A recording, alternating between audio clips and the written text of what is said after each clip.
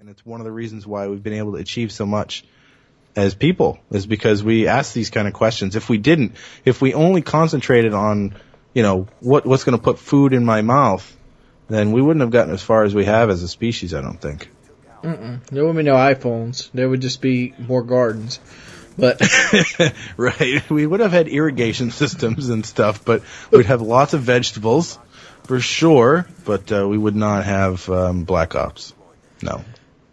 But at the same time, I'm not saying don't think about the bigger picture, but why not master what we need to master first, which is interstellar travel? I've always been an advocate that we need interstellar travel. We can't do it. But I think it can be done. No, it can technically be done, but we can't. I think we talked. Excuse me, we talked about this in a earlier commentary about the kind of unification and allocation of resources it would take to accomplish this, which isn't. But let me just say this. I'm talking about faster than light travel with mass.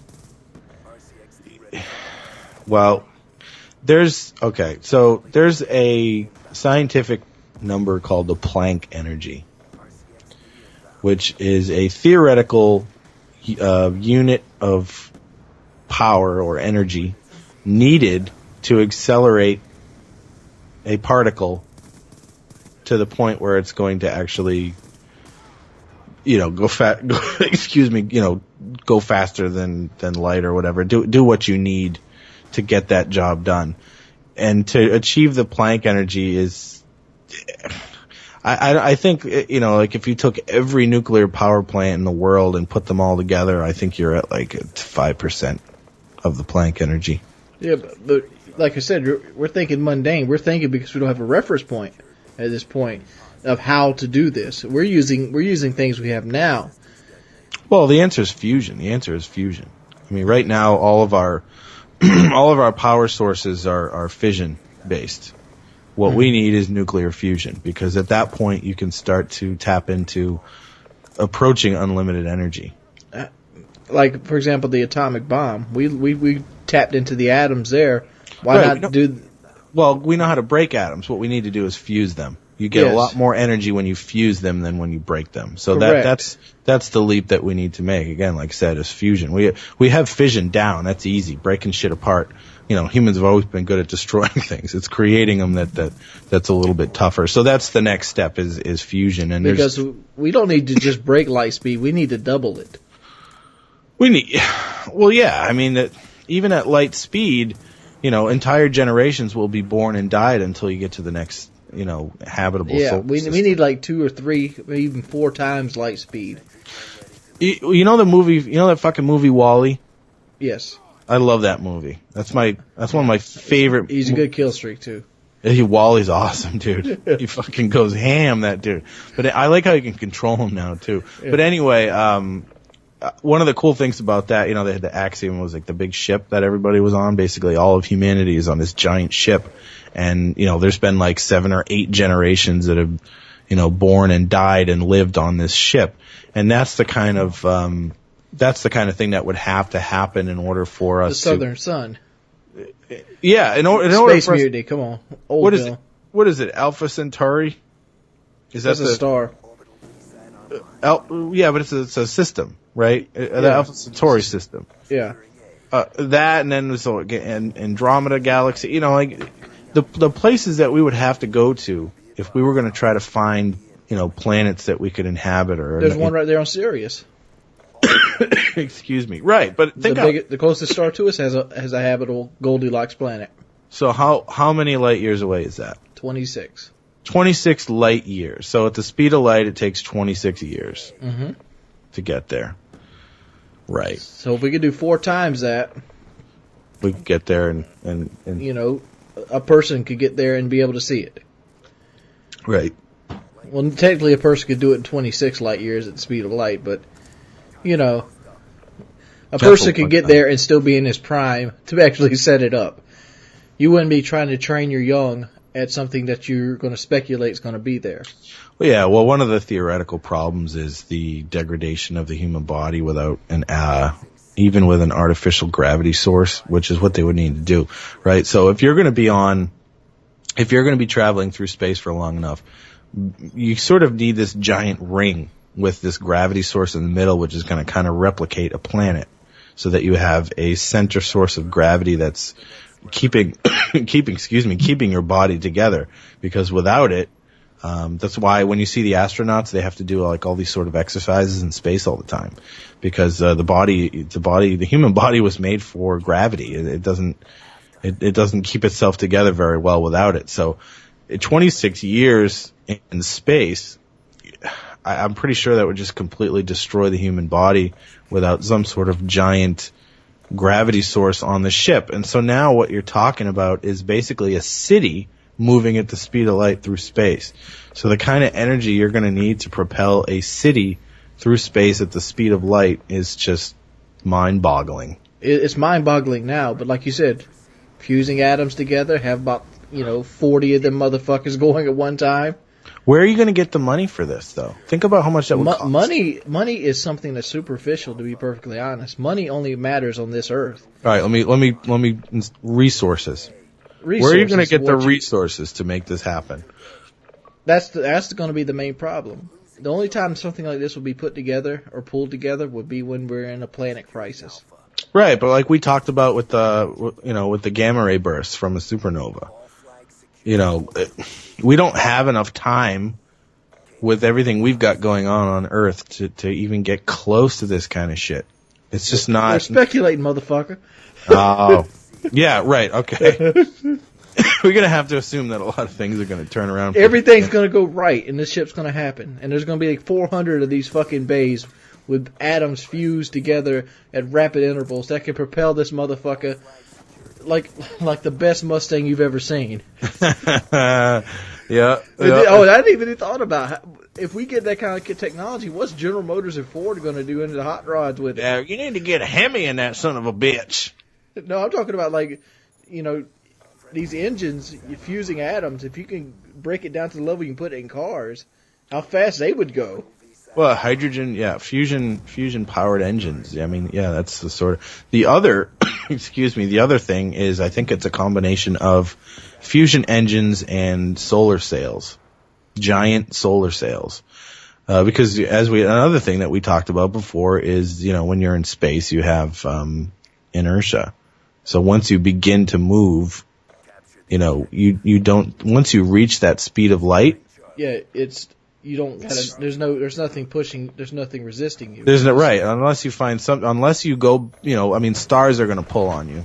If you're going to be moving that fast, you would have to plot your course to try to avoid any sort of gravitational pull from nearby stars and sort of. Those things would give you resistance and slow you down. But once you achieve light speed, a lot of the work has already been done for you. Now you just have to keep it going, and you'll expend a lot less energy. But anyway, excuse me. So yeah, it is possible to do this sort of thing theoretically. It's just a matter of the enormous amount of energy you need to create it, and the vehicle that we would need to get it done is just insane. I mean, like I said, it's basically this big centrifuge. Yeah, like I picture like a giant. Think of like a bike tire. Yeah. Right? Like a big bike tire, and then there's spokes, and then in the center of this wheel is the artificial gravity source. And it would basically rotate around this gravity source. It's just like the Dead Space ship, where they had the big centrifuge that created the gravity on the ship. Yeah, exactly. That's kind of how you would need to do it in order for the human body to not break down, and in order for it to sort of feel normal. You can't do it in a fucking rocket ship, like a big giant cylinder. Yeah, you can't. It doesn't work that way, that's, that gets us to the moon. Right, exactly. That's a couple days, we're talking about years and years and years and years in deep space. I mean, even when you go into the moon, we're talking about sitting in class learning. Yeah, and there's still gravity, the Earth's still pulling on you some. I mean, we're talking about deep space where there's just nothing around you for, millions of miles. It'll be pretty tough for the human body. The Core? The Core? Yeah, the Core. Oh, is that where they went to the center of the Earth or something? Yeah, because if we were talking about this, it made me think about the movie The Core, where the Earth's core is shut down by the weapon they had, and they have to actually go to the core of the Earth and set nukes off to restart it. Really? They had to restart. What is it, like a lawnmower that ran out? Yeah, but they sent like 8 or 9 nukes into the core of the Earth, and then they blew them up in like sequence, and it like restarted the Earth spinning again. Oh, so okay, so the Earth was slowing down. Is that what the problem was? Yeah, the core had stopped spinning. Like Okay, yeah. And the Earth itself was going through like superstorms and all this other side effects from not being on an axis and spinning, and like the sun was pointed at a direct area of the Earth, and like it would just ate through the ozone layer, and just hit the Earth with like direct sunlight, like melting shit. Yeah, because the Earth is spinning really, really fucking fast. No, it's not. Yeah, it is, dude. It takes 24 hours to go It's around. big though. Yeah, it takes 24 hours, but it's also a pretty big object, dude. Well, it's actually really small in the spans of the universe. It's big to us. But I'm talking about us. I'm talking about, and speeds of humans that can relate to. That shit is moving fast. Never mind how fast we're moving around the sun. That's really fucking fast too. How about the fact that what do ants look like in all of this? What do you mean? Like, think about it. If you're an ant, you live in a land with giants. Yeah. Like, what do have you thought about ants with rational thought and stuff? Because ants have, like, Ants are the shit, dude. Ants are very, very, very... They're very smart. They're very versatile. And, like, it makes you wonder if they have their own language. Did you ever see that Rammstein video where the ants go and fight the fucking Beatles? No. Oh, dude, it's awesome as fucking video. So there's like this whole colony of ants, and there's these beetles that are basically like terrorizing their colony, and the ants get together and basically launch an attack on the beetles. You gotta fucking look it up, dude. It's awesome. It makes me want to go watch it now. Seriously, everybody go look for it. I don't know what the name of the song is, but it's a Rammstein song, which all Rammstein songs are awesome. But yeah, there's like ants, and they're all like moving to the song, and they launch this attack on these beetles, giant, those giant horn beetles, and they fucking totally take them out. It's really, really cool video. It's all like stop motion with real bugs too. It's awesome. But yeah, ants are very advanced organisms. They're extremely social. They're really smart. And I mean, it's kind of like bees. Bees are also really smart. Very social. And they all like dance. They talk through dancing and weird stuff like that. But yeah, ants are really interesting. But what do you mean? What's your point with the ants? We're looking at the universe like it's huge, but I wonder what ants look at us like. Well, yeah, think of how big the universe is to an ant. Yeah. But again, think about it.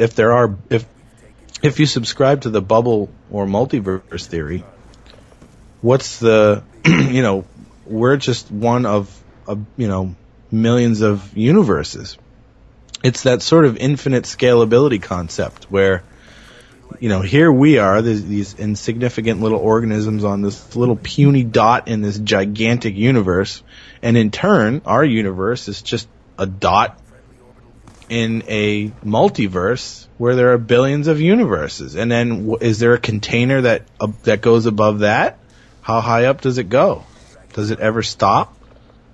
We don't know. And think about it that way. Think about how small our universe is if you think about that theory and that possibility. It's pretty mind-blowing. It's like the Men in Black movie where at the end of it they show our universe in the collar of a dog in somebody's house. Oh, yeah. Yeah, right. Our universe is like being kept. Yeah, exactly. Yeah, I mean, I think, that's sort of kind of the bubble universe theory is right. We're just one universe in a whole shitload of other ones, and it just keeps scaling up and up and up and up, and we really have no idea what the origin point is for any of it. We don't know how high up it goes, and we don't know where we fit into it. It's just impossible to know. But I don't even think I said it, but why are we so concerned about this? Why are we asking questions about that? And we should focus on other things. And I think it's important that we do that Because there are plenty of people who are concerned about the pragmatic stuff and the more down-to-earth things. And you also need the people who are thinking big, at the same time. What's the harm in thinking big? There isn't any.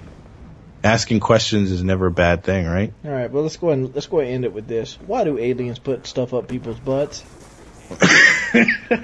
Why you gotta be probing my anus? Why has Bass Boats got a glitter finish? Why do aliens probe your anus? Why do they do that? I hope aliens don't look like the damn aliens that we pretend they are, the gray. I like to think about like the possibility of like crystalline life forms and weird shit like that. Like who says it has to even be like the likelihood of it, honestly, the likelihood of it being a humanoid is so small because our shape, our physical form is dictated by our environment and our gravity and all that sort of stuff. So our atmosphere, all of these things, the makeup, the carbon-based life forms in an atmosphere of hydrogen and nitrogen and oxygen, blah, blah, blah. So life forms that come from a different alien, the very word alien environment are not going to look anything like us. It could be crystal. It could be, So my hopes of scoring some sweet alien pussy is probably going out the window. The pussy could be a very scary thing, yeah. It could not be. It could be something that you don't want anything to do with. Be a very scary looking pussy. Alien pussy, yeah, I'm all set. I'm gonna stick with the human variety. But so that's it, the origin of the universe. We did not explain it because it can't be explained. And we didn't go into religion bashing too much. Oh, we did good. We did really good. See that? High five. High five. Yeah. Maybe someday we'll... Oh, the name of that Rammstein video is Links 234. Links 234, links. Yeah, that's it. Yeah. Go check it out, everybody. I guarantee you'll have fun watching that video. All right, guys. Check you out next week. Peace. Later. All right. Good session. Let me call you back. All right.